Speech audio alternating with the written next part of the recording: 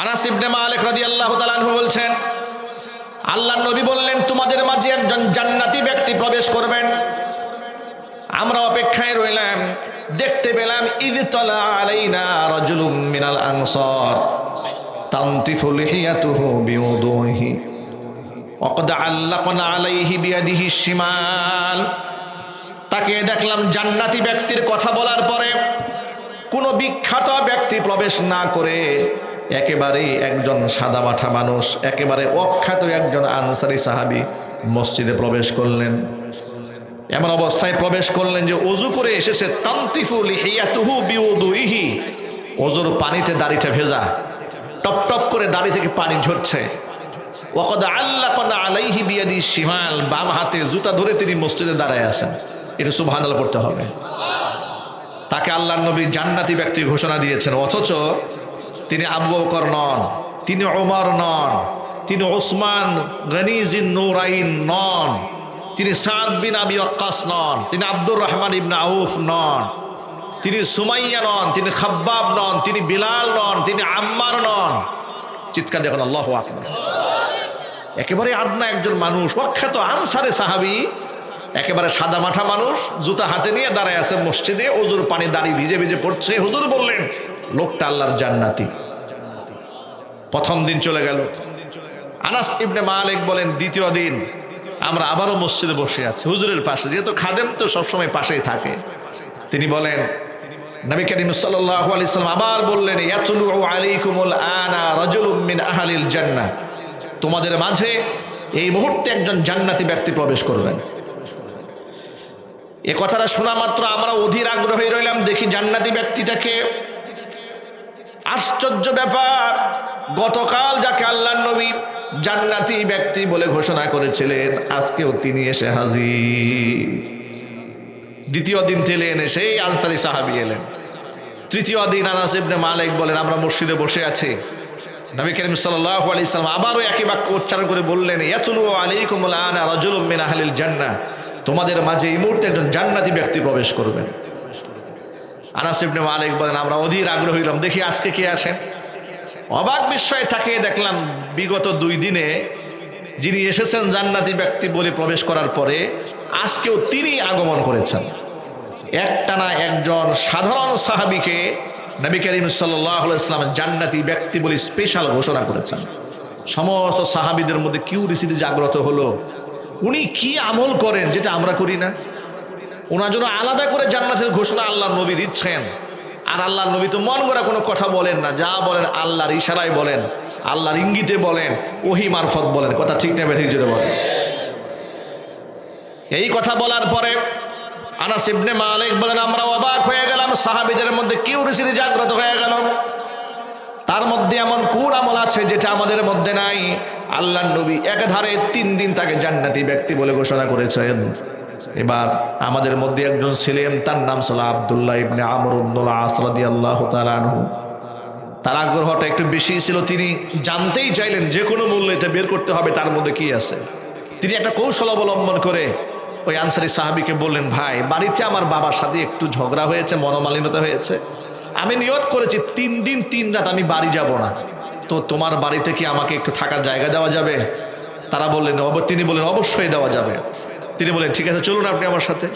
নিয়ে গেলেন। 3 দিন 3 রাত অবস্থান করলেন। লম্বা কথা, 3 দিন 3 রাত তার আমল পর্যবেক্ষণ করলেন। তাকায় দেখেন বিশেষ কোনো আমল নাই। উনি শেষ রাতে আজানের আগ মুহূর্তে একটু উঠেন, একটু তাহাজ্জুদের নামাজ পড়েন, একটু সৎ পথে চলেন, নামাজ কালাম পড়েন, তো আমরাও করি, সবাই করে। এমন কোন স্পেশালিটি তার মধ্যে আছে, স্বাতন্ত্র এমন কি আছে, বিশেষত্ব এমন কি আছে, হুজুর তাকে জান্নাতি ব্যক্তি বলেন? এমন কিছু খুঁজে পান নাই। না পাওয়াতে 3 দিন পরে জড়তা ভেঙে গুমর বলে দিলেন যে, ভাই, আমি তো বলেছিলাম যে বাবার সাথে একটু মনোমালিন্যতা হয়েছে, এটা শুধুমাত্র একটা কৌশল ছিল, আপনাকে ধোঁকা দেওয়ার উদ্দেশ্য নয়, উদ্দেশ্য ছিল আপনার আমল দেখা। আল্লাহর হাবিব রাহমাতুল লিল আলামিন 3 দিন আপনার অনুপস্থিতিতে আপনাকে জান্নাতি ব্যক্তি বলে ঘোষণা করেছেন। আমি জানতে চেয়েছি আপনি কি করেন এমন? সাহাবী যে জবাবটা দিলেন, এটা হচ্ছে আমার এই আলোচনার সাথে সম্পৃক্ত বিষয়, এটা মনে রাখবেন। তখন আনসারী সাহাবী জবাব দিয়ে বলেন,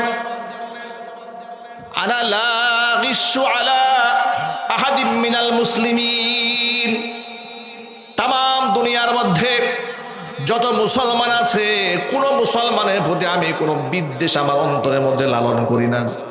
জোরে বলেন সুবহানাল্লাহ। লা আজিদু ফি নাফসি গিশশান লি আহাদিম মিনাল মুসলিমিন, আমি আমার অন্তরে পৃথিবীর কোন মুসলমানের প্রতি কোনো বিদ্বেষ পোষণ করি না। এমনকি আমি কোনো একজন মুসলিম ভাইকে আল্লাহ যে নিয়ামত দিয়েছেন ওই নিয়ামত নিয়ে আমি কোনোদিন হিংসাও করি না। আমি আমার মনটাকে সবসময় পরিচ্ছন্ন রাখি। আব্দুল্লাহ ইবনে আমর ইবনুল আস রাদিয়াল্লাহু তাআলা আনহু বললেন, এটাই হচ্ছে সেই গুণ যে গুণের কারণে আল্লাহর নবী তোমাকে 3 দিন জান্নাতি ব্যক্তি বলে ঘোষণা করেছেন। ভাইরা, কিয়ামতের ময়দানে এই যে যাদের জন্য আমরা মিথ্যা কথা বলি, যাদের জন্য আমরা ধোঁকাবাজি করি, যাদের জন্য আমরা সম্পদকে লুটপাট করি, আমরা দুর্নীতিবাজ হয়ে যাই, আমরা মানুষের সম্পদকে লুণ্ঠন করি, সম্মানকে নষ্ট করি, মানুষের রক্তপাত করায়, কিয়ামতের ময়দানে যাদের জন্য এগুলো করলাম তারা কেউ কোনো কাজে আসবে না। ইয়াউমা লা ইয়ানফাউ মালুন ওয়ালা বানুন ইল্লা মান আতাল্লাহা বিকলবিন সালিম, একমাত্র পরিচ্ছন্ন আত্মা নিয়ে, কলবুন সালিম, নিরাপদ আত্মা নিয়ে, অহিংস আত্মা নিয়ে, হিংসা গীবত শিকায়েত রিয়া সুমাত মুক্ত পবিত্র আত্মা নিয়ে কিয়ামতের দিন যারা হাজির হবে আল্লাহ পাক তাদেরই মুক্তির ফয়সালা করে দিবেন। যদি বলেন সুবহানাল্লাহ। ঐতিহ্যবাহী ঢাকা জেলার অন্তর্গত ধামরাই আইঙ্গন জামে মসজিদের উদ্যোগে আজকের বার্ষিক ওয়াজ মাহফিলের শেষ অধিবেশনের সম্মানিত সভাপতি আলহাজ জনাব মঞ্জুর আলম সাহেব, মুতাওয়াল্লি আইঙ্গন জামে মসজিদ ধামরাই ঢাকা, মোহতারম সভাপতির নেক হায়াত আল্লাহ তাআলা দারাজ করুন। আজকের মাহফিলের সম্মানিত প্রধান অতিথি আলহাজ তমিজউদ্দিন সাহেব, অন্যতম সদস্য জাতীয় নির্বাহী কমিটি বাংলাদেশ জাতীয়তাবাদী দল বিএনপি ও সভাপতি ধামরাই উপজেলা বিএনপি, মোহতারম প্রধান অতিথির নেক হায়াত আল্লাহ তাআলা দারাজ করুন। আজকের মাহফিলের সম্মানিত বিশেষ অতিথিবৃন্দ হাজরাত উলামায়ে কেরাম, মুরব্বিয়ান এজম, অত্র এলাকা এবং পার্শ্ববর্তী এলাকার বিভিন্ন প্রান্ত থেকে ছুটে আসা দিন দরদি ইমানদার পরহেজগার মুত্তাকি মুসলিম ভাইয়েরা, পর্দার অন্তরালে অবস্থানরত আমাদের সকলের শ্রদ্ধাভাজন পর্দানিসীন মা এবং বোনেরা, মহান আল্লাহ রব্বুল আলামিনের দরবারে আলী শানে লাখ কোটি শুকরিয়া জ্ঞাপন করছি যে মহান আল্লাহ তাআলা আমাদেরকে মুসলিম উম্মাত এই ক্লান্তি লগ্নে, বিশেষ করে বাংলাদেশের একটি সংকটকালীন মুহূর্তে, সামনে নির্বাচন, জুলাই আগস্ট বিপ্লবের সাধনের মধ্য দিয়ে বাংলাদেশ একটি নতুন রূপ পেয়েছে। রাষ্ট্রের বাহ্যিক অবস্থা, পারিপার্শ্বিক একে অপরের রাজনৈতিক দূরত্ব, নানাবিধ কারণে একটি সংকট চলছে বাংলাদেশ। এই সংকটের মধ্যেও মহান আল্লাহ তাআলা আমাদের কোরআনের মঞ্চে বসার তৌফিক দিয়েছেন। এতে কি আপনারা কি খুশি না বেজার? কম না বেশি? হৃদয়ের সবটুকুন ভালোবাসা উজাড় করে শ্রদ্ধা জড়িত কণ্ঠে মহান মনিবের শেখানো ভাষায় শুকরিয়া জ্ঞাপন করছি। জবান ছেড়ে দিয়ে সকলে একযোগে বলছি আলহামদুলিল্লাহ। রব্বানা লাকাল হামদ হামদান কাসীরা তাইয়িবান মুবারাকান ফীহি ইয়া রাব্বি লাকাল হামদু কামা ইয়ানবাগি লিজালালি ওয়াজহিকা ওয়া আযীমি সুলতানিকা। আল্লাহ তাআলা আজকের ওয়াজ মাহফিলকে কবুল করুন। আইঙ্গন জামে মসজিদকে আল্লাহ তাআলা কিয়ামত পর্যন্ত কবুল করুন। মসজিদের সমস্ত হাজাত আল্লাহ তাআলা তার গায়বে খাজানা থেকে মিটিয়ে দিন। অক্লান্ত পরিশ্রম করে এই জান্নাতের বাগান যারা সাজিয়েছেন, দূরদারাজ থেকে শোনার জন্য যারা এসেছেন, আজকের মাহফিলের ওসিলা করে মহান আল্লাহ তাআলা সকলের জিন্দেগির গুনাহ খাতা মাফ করে দিন। অত্র এলাকার সমস্ত মুর্দেগানের কবরে আযাব আল্লাহ তাআলা কিয়ামত পর্যন্ত বন্ধ করে দিন। কাল হাসরের কঠিন ময়দানে আজকের এই আয়োজন আল্লাহ তাআলা আমাদের সকলের নাজাতের জরিয়া হিসেবে কবুল করুন।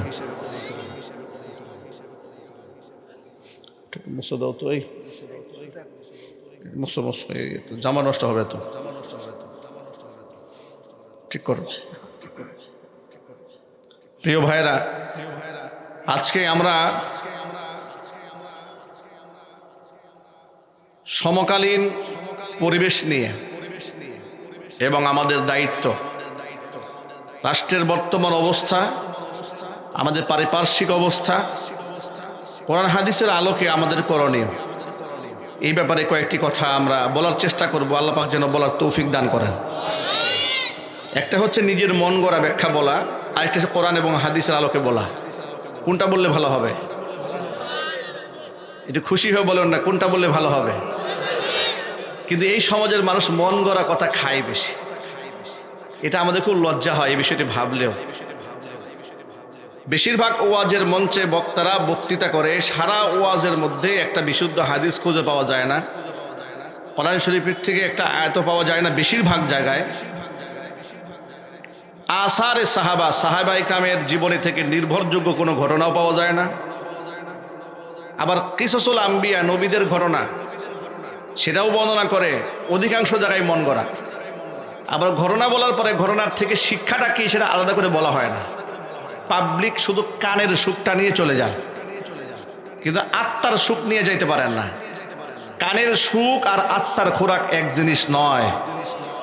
কানের সুখ আর আত্মার খোরাক কি এক জিনিস? কানের সুখ তো হিন্দি গান যারা শোনেন খুব মজা পান, মিউজিক কানে বাজলে কানের সুখ, কথা বুঝুক আর না বুঝুক একটু মজা লাগে। আত্মার সুখ কোনটা? যে যার ব্যাখ্যা, যার বিশ্লেষণ মানুষের হৃদয়কে টাচ করে, হেদায়েতের খোরাক পায়, চলার দিক নির্দেশনা পায়। ঠিক না? ঠিক বলেন। আর এটা তখনই সম্ভব হবে যদি কথাগুলোর মধ্যে খুলুসিয়াত থাকে, মহব্বত থাকে, এবং সেটা কোরআন এবং সুন্নাহর নির্যাস থেকে আসে। তখন মানুষ এখান থেকে হেদায়েতের খোরাক পায়।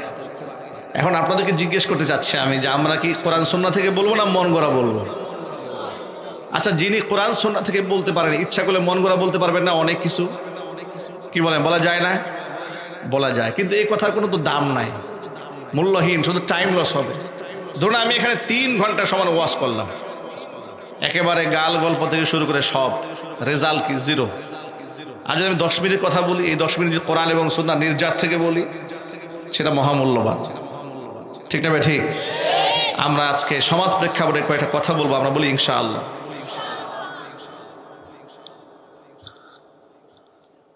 বর্তমান বাংলাদেশের রাজনৈতিক মৌসুম চলছে। কি মৌসুম ভাই? রাজনৈতিক মৌসুম, ভোটের ইলেকশনের মৌসুম। বাজার খুব গরম। সব মানুষ, বিশেষ করে ইলেকশনের প্রার্থী যারা, তারা একেবারে মোটামুটি সাহাবায়ে কেরামের আদর্শের নকল করার চেষ্টা করতেছেন। আমল আখলাক দেখে মনে হবে সাহাবায়ে কেরামের আদর্শ বোধহয় চলে আসছে। কথা ঠিক না ঠিক বলেন? এই মুহূর্তে সবার আচরণ এতটা সংযম, এতটা সংযমিত, এত মুআদ্দাব। গতকালকেও বোধহয় আমি শুনতেছিলাম অনলাইনে কোনো এক প্রার্থী বলছেন যে নির্বাচনটা যাক, এরপরে আমার যে চরিত্র সেটা ইনশাল্লাহ তোমরা পরে দেখতে পারবা। নাউজুবিল্লাহ পড়েন।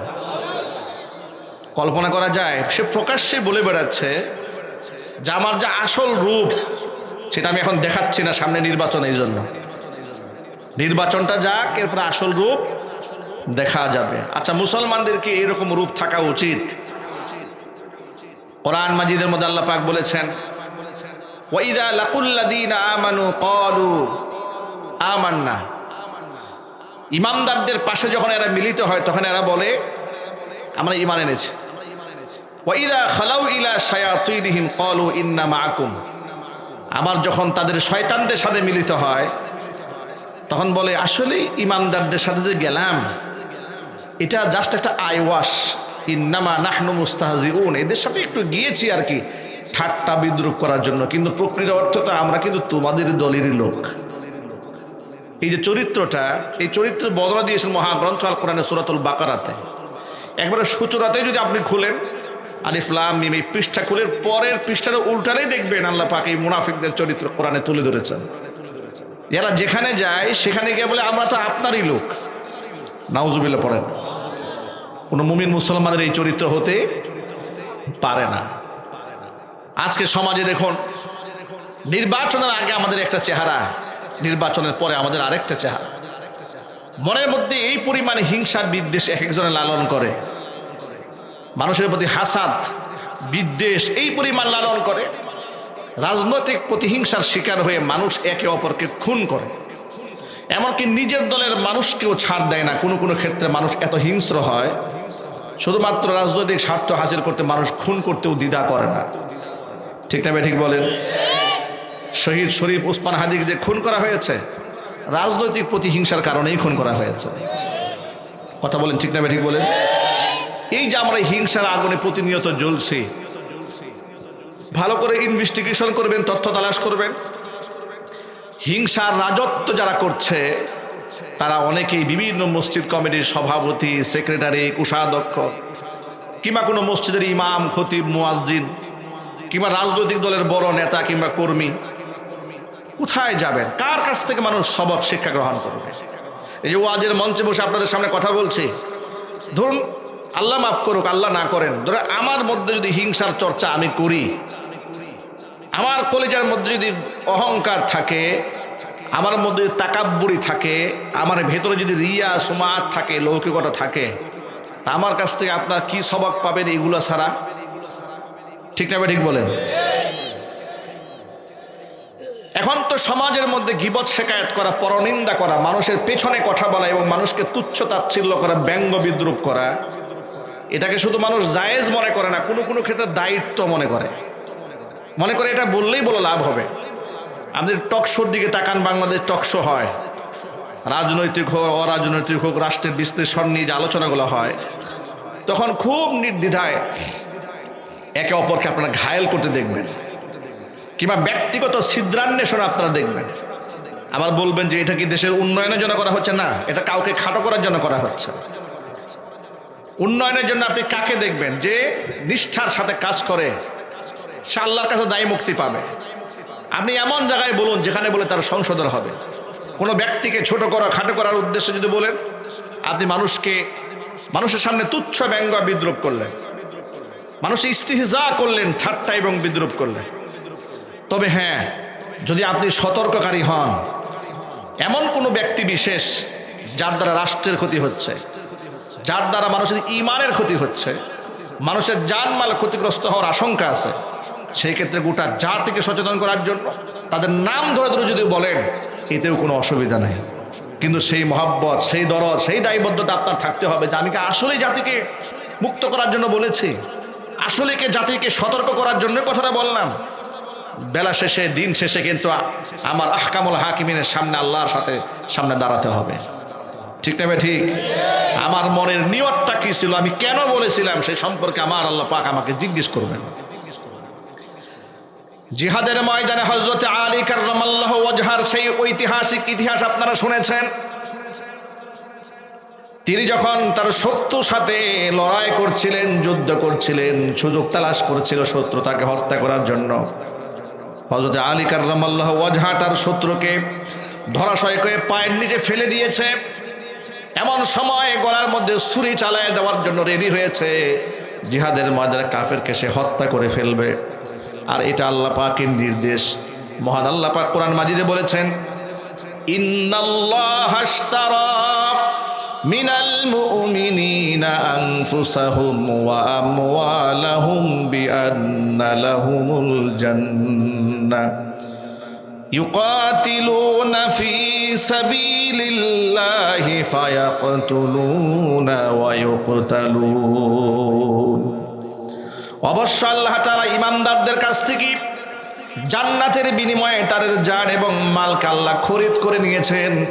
তাহলে আমরা যারা মুমিন মুসলমান, আমাদের জান এবং মালের মালিককে আল্লাহ পাক বলেন, আমি যে জান মাল খরিদ করে নিলাম, তো জান মাল বান্দা আমার পথে খরচ কেমনে করবে সেটাও ব্যাখ্যা শোনায় দিই। ইউকাতিলুনা ফি সাবিলিল্লাহ, আমি আল্লাহর পথে তারা লড়বে। ফায়াকতুলুনা ওয়া ইউকতালুন, প্রয়োজনে তারা মারবে এবং মরবে। এই যে আল্লাহ পাক মারতে হুকুম করলেন কাদেরকে? নিরীহ অমুসলিমদেরকে নয়, যারা যুদ্ধের ময়দানে মুসলমানদেরকে ঘোষণা দিয়ে হত্যা করতে এসেছে, তাদের সাথে তিনি লড়াই করছেন। লড়াই করতে গিয়ে তিনি হয়তো মারবেন কিংবা মরবেন। এখানে মারলেও সওয়াব, মরলেও সওয়াব। কোন সুবহানাল্লাহ। হযরত আলী কাররামাল্লাহু ওয়াজহা ছুরি চালাবার জন্য রেডি হয়েছেন। শত্রু যখন দেখলো কোনোভাবে আলীর সাথে পেরে উঠলাম না, কারণ তার সাথে পারা সম্ভব নয়, আর আলী হচ্ছেন আসাদুল্লাহিল গালিব, আল্লাহ পাকের বিজয়ী সিংহর সাথে কারো তো পেরে ওঠার কথা নয়। তিনি তখন রাগে গুসায় যে কিছুই করতে পারলাম না, একটু থুতু মেরে দিয়েছে হযরত আলীর মুখের মধ্যে। কথা বুঝতেছেন তো? রাগে গুসায় যখন দেখলেন যে পারলাম না, তো আলীর সাথে পেরে উঠলাম না, তো জীবনের শেষ মুহূর্তে একটুখানি ঘৃণা দিয়ে দেই, আমি তো এখন মরেই যাবো, আমাকে তো শেষ করে ফেলবে, আলীর মুখের মধ্যে দিয়ে থুতু মেরে দিয়েছে। হযরত আলী কাররামাল্লাহু ওয়াজহা সাথে সাথে তার উপর থেকে তলোয়ারটা সরাই নিলেন। আশ্চর্য ব্যাপার, আমি যাকে মারতে চেয়েছি সে যদি আমাকে মুখের মধ্যে থুতু মারে, আগে যদি করতাম এক টুকরা, এখন তো করবো 50 টুকরা। ঠিক না ঠিক? এরকম তো খুব তৈরি হওয়ার কথা, কিন্তু টুকরা না করে হযরত আলী তাকে ছেড়ে দিলেন। ইতিহাসের পাতায় সোনার অক্ষরে লেখা, এই লোকটা যখন সামনের দিকে এগোচ্ছে, আজাদ হয়ে গেল তার কাছ থেকে, সে এক কদম সামনে এগোচ্ছে, বিবেক তাকে 2 কদম পিছিয়ে দিচ্ছে। এই প্রশ্নের জবাব সে খুঁজে পাচ্ছে না, আলী আমাকে কেন ছেড়ে দিল, কোনো জবাব নাই তার কাছে। যুদ্ধ শেষ হয়ে যাওয়ার পরে হযরত আলী কাররামাল্লাহু ওয়াজহার কাছে জানতে চেয়েছেন কেন সে তার সাথে আচরণটা করেছে। তিনি বললেন, একজন মুসলমান কোনো অমুসলিমকে যখন লড়াই করে জিহাদের ময়দানে, সেই যে তলোয়ার চালায় সেটা একমাত্র আল্লাহর মহব্বতের জন্যই করে। আল হুব্বু ফিল্লাহ ওয়াল বুগযু ফিল্লাহ। মুসলমান কারো প্রতি ঘৃণাও রাখে আল্লাহর জন্য, ভালোবাসা আল্লাহর জন্য। আমি আল্লাহর দ্বীনের জন্য লড়ছিলাম, তোমার উপর তলোয়ার চালানোর জন্য প্রস্তুতি নিয়েছিলাম, কিন্তু যখন তুমি আমার মুখের মধ্যে থুতু মেরে দিয়েছিলে, তখন সেই রাগ আর গুসাটা দিন কেন্দ্রিক ছিল না, রাগ গুসাটা ব্যক্তি কেন্দ্রিক হয়ে গিয়েছিল। আমার তোমার প্রতি একটা ব্যক্তিগত আক্রোশ, মারাত্মক জেদ তৈরি হয়েছিল। ঠিক এই মুহূর্তে তোমাকে যদি আমি হত্যা করি, কাল কিয়ামতের ময়দানে আল্লাহ পাক যদি আমাকে জিজ্ঞেস করেন, আলী রে ওই লোকটাকে কেন মেরেছিলি, আমি তো খালেস দিলে কথা বলতে পারবো না, একমাত্র তোমার দ্বীনের জন্যই তাকে মেরেছি। কারণ আমার মনের যে কি অবস্থা তৈরি হয়েছিল, সেই খবরটা আমার মনিবের কাছে জানা আছে। আল্লাহু আকবার বলবেন ভাই। আমার মনের খবর আল্লাহর জানা আছে না ভাই? আমার মনের খবর আল্লাহ পাক জানে। সুতরাং এই দুনিয়াতে আমরা যতই চালাকি করি না কেন, বেলা শেষে দিন শেষে ইমানদার যদি হয়ে থাকি, নিজের কালবকে ইস্তাফতি নাফসাকা ক্বাবলা আন তাস্তাফতিয়াল মুফতিয়া, আপনি মুফতিকে প্রশ্ন করার আগে নিজের নফসকে একটু প্রশ্ন করুন তো, বিবেককে একটু প্রশ্ন করুন তো। মুফতি সাহেবের কাছে যাওয়ার আগে যে আসলে আপনি আসলেই কাজটা কতটুকু ভালো করেছেন। হযরত আলী বলেন, আমি তোমার প্রতি যে রাগ আমার গুসা যেটা ছিল, সেটা একমাত্র আল্লাহর দ্বীনের জন্য ছিল। যখন তুমি মুখে থুতু মারলে, তখন রাগ আর ব্যক্তিগত রাগ হয়ে গেল। তখন তোমাকে হত্যা করলে আমার আল্লাহর জন্য হত্যা করা হতো না, আমার রাগ মেটাবার জন্য হয়ে যেত। এই জন্য আমি তোমাকে ছেড়ে দিয়েছি। চিৎকার দিয়ে বলেন আল্লাহু আকবার। তিনি এই সত্যের কাছে, আদর্শের কাছে নতি স্বীকার করে মুসলমান হতে বাধ্য হয়েছেন। চিৎকার দিয়ে বলেন আল্লাহু আকবার। এটার নাম ইসলাম। এটার নাম কি জোরে বলেন? ইসলাম। একজন মুসলমান তার গোটা জীবনটাকে সুবদ্ধ করে দিয়েছে কার রাহে? আল্লাহর রাহে। সুতরাং প্রিয় ভাইয়েরা আমার, আপনি যদি কোনো ব্যক্তির ব্যাপারে মানুষকে সতর্ক করেন, আপনি কি আসলেই হিংসার বশবর্তী হয়ে করছেন, ঈর্ষান্বিত হয়ে করছেন, নাকি আল্লাহর দ্বীনের জন্য করছেন, সমাজের জন্য করছেন? পৃথিবীর কেউ যদি নাও জানে, আহকামুল হাকিমিন আপনার ব্যাপারে ঠিক জানেন।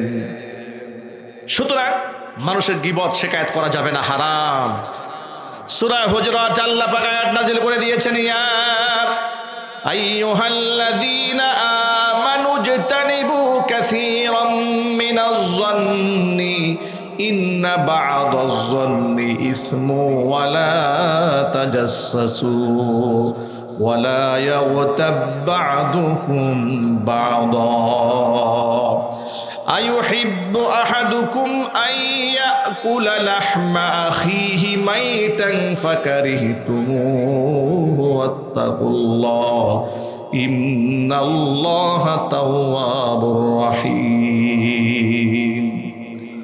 সূরা হুজুরাতের 12 নম্বর আয়াতে আল্লাহ পাক বলছেন, ইয়া আইয়ুহাল্লাযীনা আমানু ইজতানিবু কাসীরাম মিনাজ-যন্নি, তোমরা অধিক ধারণা পরিহার করো, কারণ ইন্না বা'দাজ-যন্নি ইসমুন, কতক ধারণা গুনাহ।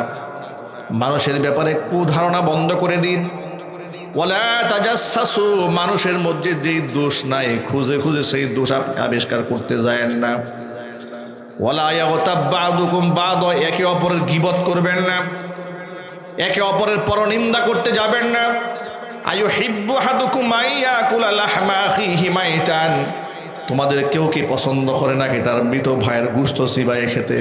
ফাকারিহিতুমুহু, নিশ্চয় তোমরা এটাকে ঘৃণা করো। সুতরাং আল্লাহকে ভয় করো। ইন্নাল্লাহা তাওয়াবুর রহিম, মহান আল্লাহ পাক তওবা কবুলকারী, অতীব দয়ালু। যদি বিগত জীবনে এই কাজগুলো আমরা করে থাকি, মহান আল্লাহর কাছে আমরা ক্ষমা প্রার্থনা করি। আল্লাহ পাক যেন আমাদের সকলকে ক্ষমা করে দেন। জোরে করে আমিন। ভাইরা, গীবত আমরা করব না। গীবত সম্পর্কে নবী করিম সাল্লাল্লাহু আলাইহি ওয়াসাল্লামকে প্রশ্ন করা হলো, মাল গীবাতু ইয়া রাসূলুল্লাহ, হে আল্লাহর নবী, গীবত কি জিনিস? হুজুর বললেন, যিকরুকা আখাকা বিমা ইয়াকরাহু, তোমার ভাইয়ের এমন আলোচনা তার পেছনে যেটা সামনে শুনলে সে অসন্তুষ্ট হতো, অপছন্দ করতে, এমন কথা পেছনে বললে এটা গীবত হয়। সাহাবায়ে কেরাম প্রশ্ন করলেন, ইয়া রাসূলুল্লাহ, আমি যে দোষের কথা তার ব্যাপারে বলেছি সেটা সত্যি যদি তার মধ্যে থেকে থাকে, ধরেন আপনি এক লোকরে বলেছেন যে এটা চোর, এটা বাটপার, এটা লম্পট ইত্যাদি বলেছেন, দেখেন এই দোষটা আসলেই তার মধ্যে আছে। রাসূলকে বললেন, হ্যাঁ, আমি যে তার ব্যাপারে যা বললাম এটা যদি সত্য হয়ে থাকে। হুজুর বললেন, যদি এটা থেকেই থাকে তাহলে তো সত্য, তাহলে তো গীবত হলো। আর যদি তার মধ্যে যা নাই সেটা তুমি যদি বানিয়ে বলো, এটা হলো বুহতান, এটা অপবাদ, এটা তো আরো মারাত্মক ভয়ঙ্কর গুনাহ। এই দুনো গুনাহ তোমাকে জাহান্নামের আগুনে নিয়ে যাবে। হুজুর বলেন, নাউযুবিল্লাহি মিন যালিক। হুজুর বলেন, আমি জাহান্নামের এক শ্রেণীর লোকদেরকে বিশাল নখর বিশিষ্ট দেখেছি, হাতের নখগুলো মারাত্মক ধারালো, এবং সেই নখগুলো ছিল পিতলের নখ। সেই নখ দিয়ে তারা নিজের চেহারাগুলো খামসায়া রক্তাক্ত করছে, নিজের দেহ নিজেই। জিবরাইল আমিনকে প্রশ্ন করলেন, জিবরাইলেরা কারা? বললেন, আপনার উম্মতের ওই সমস্ত ব্যক্তিরা যারা দুনিয়াতে গীবত শিকায়ত করেছে, মানুষের পরনিন্দা করেছে। আজকে আমরা এক একজনে গীবত এবং শিকায়েতের ডিপু খুলে বসেছি। টেলিভিশনের সামনে বসে গীবত শিকায়েত, মাদ্রাসার অফিসে বসেও গীবত শিকায়েত, রাজনৈতিক মঞ্চে গিয়েও গীবত শিকায়েত, ফেসবুকে লিখতে গিয়েও গীবত শিকায়েত, এমনকি মসজিদের মধ্যে নামাজ পড়তে গিয়েছে, ইমাম সাহেব নামাজে এসেছেন, 10 মিনিট এখনো সময়ের বাকি আছে, উচিত ছিল কোরআন নিয়ে বসে যাওয়া, একটু তিলাওয়াত করা, আল্লাহকে ডাকা, জিকির আজকার করা, তাসবিহ তাহলিল করা। 10টা মিনিট সময় যদি মসজিদে পেয়েছে, 10টা মিনিট বসে বসে অন্যের সমালোচনা, গীবত শিকায়েতে সময় বরবাদ করে দিচ্ছে। এই হচ্ছে আমাদের সমাজের বাস্তবতা। যার জন্য সমাজের মধ্যে হিংসাগুলাকে লালন করার কারণে আমাদের কোনো আমল আল্লাহর দরবারে কবুল হচ্ছে না। বিশ্বনবী সাল্লাল্লাহু আলাইহি সাল্লাম বলেছেন, ইয়াকুম ওয়াল হাসাদ ফাইন্নাল হাসাদা ইয়াকুলুল হাসানাত কামা তাকুলুন নারুল হাতাব আও কামা ক্বালা আলাইহিস সালাতু ওয়াস সালাম। হুজুর বলেন, ইয়াকুম ওয়াল হাসাদ, হিংসা থেকে তোমরা বাঁচো, হিংসা পরিহার করো। হিংসা করা হালাল না হারাম? কথা বুঝেন নাই মনে হয় আমার। গীবত এবং শিকায়েত, পরনিন্দা আমরা মসজিদের বারান্দায় বসেও করি, মাদ্রাসার অফিসে বসেও করি, এমনকি রাজনৈতিক মঞ্চে তো গীবতটাকে আমরা এক পর্যায়ে জায়েজই মনে করি। নাউজুবিল্লাহ পড়েন। মানে কে কার কত দোষ বলতে পারে, বদনাম বলতে পারে, এটা তো মোটামুটি সমাজের মধ্যে একটা ভালো চর্চা হয় না বর্তমানে। আল্লাহর নবী বলেন, ইয়াকুম ওয়াল হাসাদ, হিংসা পরিহার করো। কেন পরিহার করবেন? হুজুর বলেন, ফাইন্নাল হাসাদা ইয়াকুলুল হাসানাত কামা তাকুলুন নারুল হাতাবা আও কামা ক্বালা আলাইহিস সালাতু ওয়াস সালাম।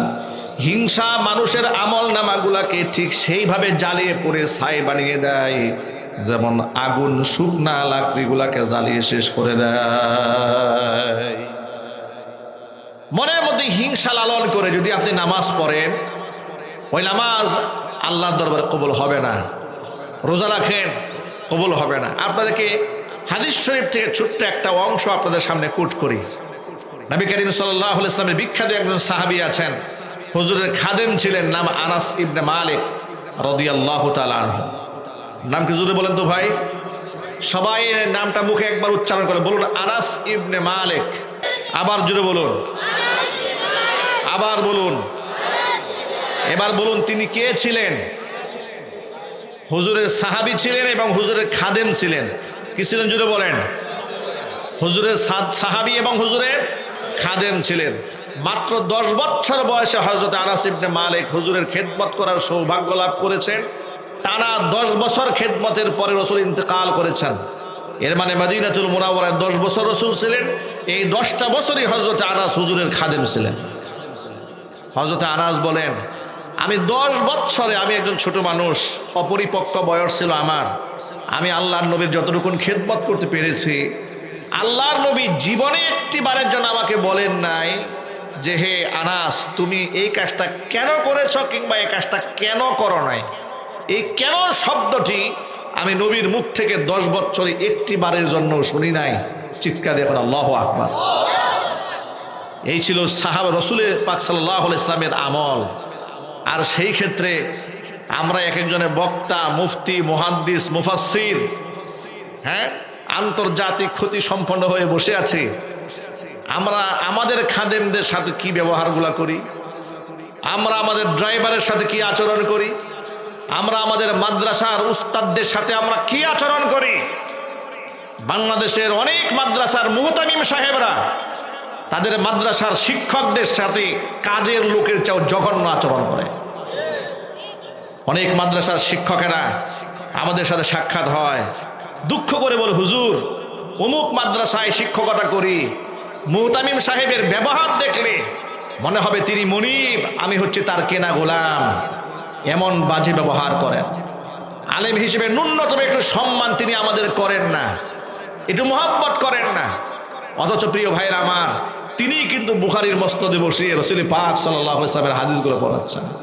কথা বলেন ঠিক না? ঠিক জুড়ে বলেন। আমার প্রিয় ভাইরা, অন্তর থেকে হিংসাগুলা দূর করে দিতে হবে। আনাস ইবনে মালিক রাদিয়াল্লাহু তাআলা আনহু বলেন, আমরা মসজিদে নববীতে নবীজি সাল্লাল্লাহু আলাইহি ওয়াসাল্লামকে পরিবেষ্টিত অবস্থায় বসে আছি। এমন সময় নবীজি আমাদেরকে ডেকে বললেন, ইয়াতলু আলাইকুমুল আনা রাজুলুম মিন আহলিল জান্নাহ ওয়া সাহাবীরা, তোমাদের মাঝে এই মুহূর্তে একজন জান্নাতি ব্যক্তি প্রবেশ করবেন। আনাস ইবনে মালিক রাদিয়াল্লাহু তাআলা আনহু বলছেন, আসসালাম, এই জন্য আজকে আমরা এখানে সকলে একটা পণ করব যে আমরা আজকের পর থেকে আমরা কোনো ভাইয়ের প্রতি কোনো হিংসাও রাখবো না, বিদ্বেষও রাখবো না, এমনকি কোনো ভাইকে আমরা অন্তর থেকে ঘৃণাও করবো না। বলেন ইনশাআল্লাহ, যদি বলেন না ইনশাআল্লাহ। আমরা অহংবোধ করবো না, অহংকার করবো না। তাহলে মহান আল্লাহ রাব্বুল আলামিন, আমরা আশাবাদ ব্যক্ত করতে পারি কাল হাসরের কঠিন ময়দানে আমাদেরও মুক্তির ফয়সালা করে দেবেন। যে কথাগুলো আপনাদের সামনে উপস্থাপন করেছি, সবার আগে আল্লাহ তাআলা আমাকে, আমার ভাইদেরকে, মা বোনদেরকে, সকলকে আমল করার তৌফিক দান করুন। জোরে বলুন আমিন। মেহমান এসেছেন, কথা বলবেন। আমি বিনয়ের সাথে অনুরোধ জানাচ্ছি। আচ্ছা আচ্ছা, 9:30 জানাজা, হ্যাঁ, উনি কথা বলে চলে যাবেন। এরপরে আপনারা যারা এখানে আছেন একটা লোক উঠা বসা করবেন, আমারও খুব সময় কম, আমিও চলে যাব। মেহেরবানি করে আপনারা বসবেন। পরবর্তী আলোচকরা আছেন, মেহমানরা আছেন, তারা গুরুত্বপূর্ণ তাকরীর পেশ করবেন ইনশাআল্লাহ। জি, হ্যাঁ, আচ্ছা,